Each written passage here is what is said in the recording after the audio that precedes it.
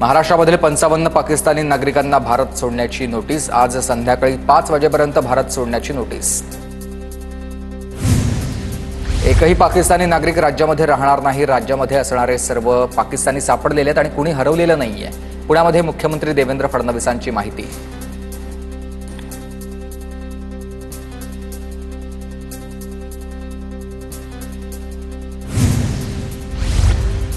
दिवंगत संतोष जगदाळे यांच्या कुटुंबाला एकनाथ शिंदेंकडून आर्थिक मदत। जगदाळे यांच्या कुटुंबाला एकनाथ शिंदेंकडून 5 लाखांची मदत। विजय शिवतारे आणि अनिकेत जावळकर यांच्या हस्ते देण्यात आली आर्थिक मदत।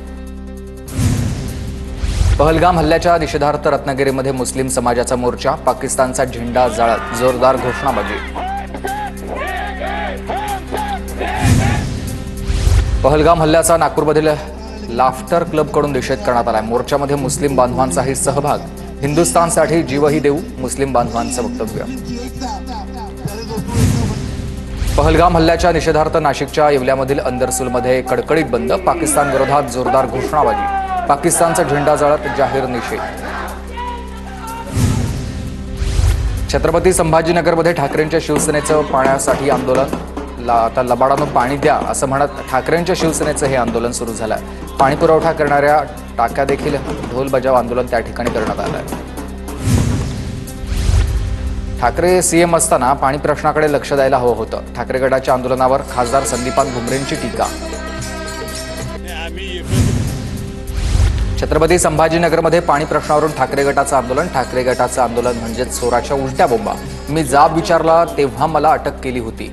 भाजपा आमदार संजय केनेरकर यांचा आरोप। छत्रपती संभाजीनगर जिल्ह्यात पाणी टंचाईच्या झळा। एमआयडीसी परिसरामधील पाणी टंचाईग्रस्त गावातून पाण्याची मागणी वाढली। उद्योगांचे 6 MLD पाणी घटलेलं आहे, तर प्रशासनाकडे पाण्याचा प्रश्न निकाली लावण्याची मागणी। अण्णा बनसोडेंकडून पुण्यामधील नदी सुधार प्रकल्पाचं काम तुर्तास स्थगित करण्याच्या सूचना। पुणे आणि पिंपरी चिंचवड महानगरपालिका आयुक्तांना या प्रकल्पासंदर्भामध्ये अहवाल सादर करण्याचे आदेश। आमचं हक्काचं पाणी आम्हाला ठेवा, उरलेलं पाणी वळवा। डिंबे धरणाचं पाणी आता अहिल्यानगरला देण्याचा काही लोकांचा विचार आहे आणि हक्काचं पाणी शाबूत राहण्यासाठी प्रयत्नांची पराकाष्ठा करू, दिलीप वळसे पाटलांचं वक्तव्य। पुण्यामधील पानशेत आणि वारसगाव या धरणांची मंत्री राधाकृष्ण विखे पाटलांकडून पाहणी। धरणातील गाळ काढण्याचे विखे पाटलांचे निर्देश। पाहणीवेळी आमदार राहुल कुल यांच्यासह अधिकारी आणि कर्मचाऱ्यांची उपस्थिती। जायकवाडी धरणामधून परभणी जिल्ह्यासाठी गोदावरी नदीपात्रामध्ये पाणी सोडा। राष्ट्रवादीचे आमदार राजेश विटेकर यांची मुख्यमंत्र्यांकडे मागणी। बीड शहराला सुरळीत पाणी पुरवठा करण्यासाठी दुरुस्तीच्या कामांना वेग, तर आमदार संदीप क्षीरसागर यांच्याकडून कामं तातडीनं पूर्ण करण्याचा प्रशासनाला निर्देश। शहरातील अनेक भागात पाणी टंचाईचं संकट। पुण्यामधील नीम साखरमधून वाहणारी नीरा नदी कोरडी ठाक। इंदापूर आणि माळशिरसमध्ये पिकं पाण्याअभावी धोक्यात आली आहेत। नदीकाठच्या शेतकऱ्यांमध्ये चिंता आहे। बीडच्या बिंदुसरा डॅममधील पाणी पातळीमध्ये प्रचंड घट। बिंदुसरा नदीपात्र कोरडं ठाक पडलेलं आहे आणि पाण्याच्या कमतरतेमुळे पाणीबाणीचं संकट आहे। अमरावती जिल्ह्यामधील 84 गावांमध्ये पाणीबाणी, तर तात्पुरत्या उपाययोजनांवरच प्रशासनाचा भर आहे। 18 टँकर आणि अधिग्रहित केलेल्या 55 विहिरीद्वारे तहानलेल्या गावांना पाणीपुरवठा सुरू। अहिल्यानगर जिल्ह्यामधील दुष्काळग्रस्त भागाला निळवंडे धरणामधून पाणी सोडल्यानं मोठा दिलासा। निळवंडे धरणाच्या कालव्यामधून जिल्ह्यातील 6 तालुक्यातील दुष्काळग्रस्त भागामध्ये पाणी पोहोचणार आहे। साताराच्या माणमध्ये दुष्काळग्रस्त गावांना पाणीपुरवठा करणाऱ्या टँकरला गळती। पाण्यासाठी नागरिकांची वणवण। पंचायत समितीच्या अधिकाऱ्यांनी लक्ष देण्याची मागणी आहे। सामाजिक कार्यकर्त्यांकडून आंदोलन करण्याचा इशारा। बीडमध्ये तापमानाचा पारा वाढलाय। वन्यजीवांचे अभयारण्यामधील पाणवठे कोरडे पडलेले आहेत। पाण्याच्या शोधामध्ये वन्यजीवांचे मानवी वस्तीकडे स्थलांतर, तर वन विभागानं लक्ष देण्याची नागरिकांची मागणी आहे। परभणी, यवतमाळ, अमरावती, गोंदिया या जिल्ह्यात अवकाळी पावसाची हजेरी। पिकांना मोठा फटका बसण्याची शक्यता आहे। विदर्भामध्ये 28 तारखेपर्यंत गारपिटीचा इशारा। लातूरच्या ग्रामीण भागामध्ये वादळी वाऱ्यासह पाऊस। अनेक भागामधील विद्युत पुरवठा रात्री खंडित। पिकांचं नुकसान। ज्ञानराधा मल्टीस्टेट घोटाळ्याचा तपास सीआयडीकडे वर्ग, तपासाला गती मिळण्याची शक्यता. दरम्यान ज्ञानराधा प्रकरणामध्येच लाखोंची लाच मागितल्याप्रकरणी आर्थिक गुन्हे शाखेचा पोलीस निरीक्षक हरिभाऊ खडे निलंबित करण्यात आलाय.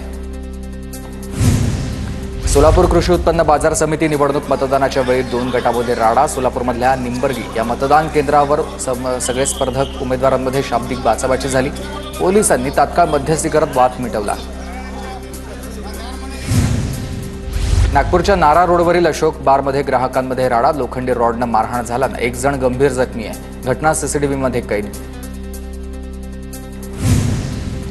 परभणीमध्ये ग्रामपंचायत कर्मचाऱ्यांकडून 1 आणि 2 मे रोजी काम बंद आंदोलन. राज्यभरामधील 60,000 कर्मचारी राज्यभर काम बंद आंदोलन करणार आहेत. धुळे जिल्ह्यामध्ये 34 कोटी 66 लाखांची गौण खनिज वसुली. 120 अवैध प्रकरणांमध्ये 1 कोटी 31 लाख दंडाची वसुली.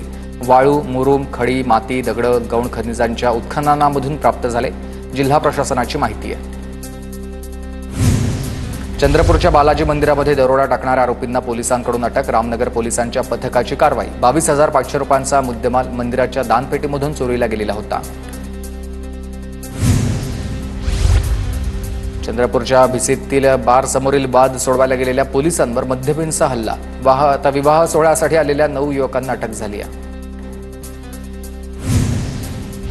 नांदेडमध्ये अतिक्रमण काढण्यासाठी पालिकेची मोहीम सुरू. अतिक्रमण काढताना महिलेला संताप. कोणतीही पूर्वकल्पना न देता पालिका अतिक्रमण तोडत असल्याचा महिलेचा आरोप आहे. वादावादीचा व्हिडिओ सोशल मीडियात व्हायरल. सांगली आणि मिरज शासकीय रुग्णालयाला 4 कोटी 68 लाखांचा दंड. प्रदूषण केल्याप्रकरणी हरित न्यायालयाकडून 4 कोटी 68 लाखांचा दंड. प्रदूषण होत असल्याची याचिका दाखल केल्यानंतर न्यायालयाकडून दंड. बेल्हे जेजुरी मार्गावरील घोड नदीच्या अरुंद पुलावर ट्रकचा अपघात झाला. भरधाव ट्रक कठड्याला धडकल्यानंच महामार्गावर वाहतूक कोंडी. नव्या पुलाचं काम संथगतीनं सुरू असल्याची नागरिकांची माहिती आहे. दुचाकीवरून ट्रिपल सीट जाणाऱ्या तरुणांना समोरून येणाऱ्या पिकअप टेम्पोची जोरदार धडक. भीषण अपघातामध्ये 2घांचा मृत्यू तर 1 तरुण गंभीर जखमी आहे. साताऱ्यातल्या सज्जनगड रस्त्यावरील घटना आहे. बोबदेव घाट सामूहिक अत्याचार प्रकरणामधील 3ऱ्या आरोपीला अटक. अकलूजमधून आरोपीला वालचंद नगर पोलिसांनी ताब्यात घेतलंय. गेल्या 7 महिन्यांपासून आरोपी बेपत्ता होता. मुख्याध्यापकांना अल्पवयीन विद्यार्थिनीचा विनयभंग केल्याचा धक्कादायक प्रकार समोर आलाय. सांगलीच्या जत तालुक्यातली घटना आहे. आश्रमशाळेच्या मुख्याध्यापकाला उमदी पोलिसांनी अटक केली. येवला बाजार समितीमध्ये उन्हाळी कांद्याच्या बाजारभावामध्ये घसरण. कांद्याचे सरासरी बाजारभाव 800 रुपयांपर्यंत कोसळले. कांद्याला 1,000 रुपये अनुदान देण्याची शेतकऱ्यांची मागणी.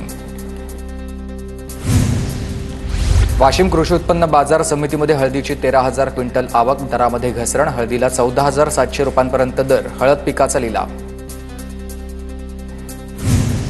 वाशिमच्या मंगळुरपीरमधील शेलू बाजारमध्ये पपईच्या बागेला उन्हापासून बचाव. बागेला शेतकऱ्यांकडून पांढऱ्या जाळीचं आच्छादन. पपई पिकाचं उन्हापासून रक्षण. हिंगोलीमधील पांगरा गावामधील शेतकऱ्यांना पपईच्या बागेवर ट्रॅक्टर फिरवत बागा भुईसपाट केली. तर पपईला पाणी मिळत नाही, भाव मिळत नसल्यामुळेच हवालदिल शेतकऱ्यांना 1 एकरवरील बाग नष्ट केली. हिंगोलीमध्ये वाढत्या तापमानाचा केळी बागांना फटका. केळी उत्पादक शेतकरी चिंतेत आहेत. तापमान वाढल्यानं केळी बागांचं नुकसान होण्याची शक्यता आहे. जळगावच्या 40 गावामधील नागदोड या परिसरामध्ये मिरची बाजार पूर्ववत करण्यात आला. काही दिवसांपूर्वी मिरची बाजाराला आग लागलेली होती. बाजारामध्ये मिरची घेण्यासाठी नागरिकांची मोठी गर्दी. धुळे कृषी उत्पन्न बाजार समितीमध्ये तुरीची आवक घटली. 100 ते 150 क्विंटल येणारी तूर घटून आता अवघी 30 ते 40 क्विंटल येऊ लागल्याचं चित्र आहे. गोंदिया जिल्ह्यामध्ये 2 लाख हेक्टर खरीप पेरणीचं नियोजन आहे. 51,000 क्विंटल बियाणे लागणार असल्याचा अंदाज आहे.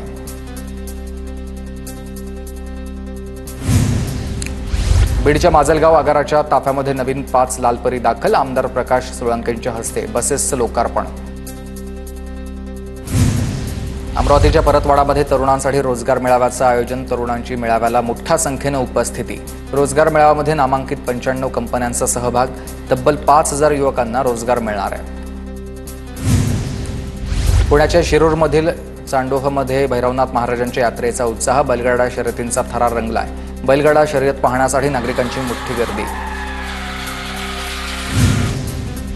अहिल्यानगरच्या लोणीमध्ये संत तुकाराम गाथा पारायण सोहळ्याला सुरुवात. पद्मभूषण बाळासाहेब विखे पाटलांच्या जयंतीनिमित्त कीर्तन महोत्सवाचं आयोजन तर राधाकृष्ण विखे पाटलांच्या हस्ते महोत्सवाचं उद्घाटन.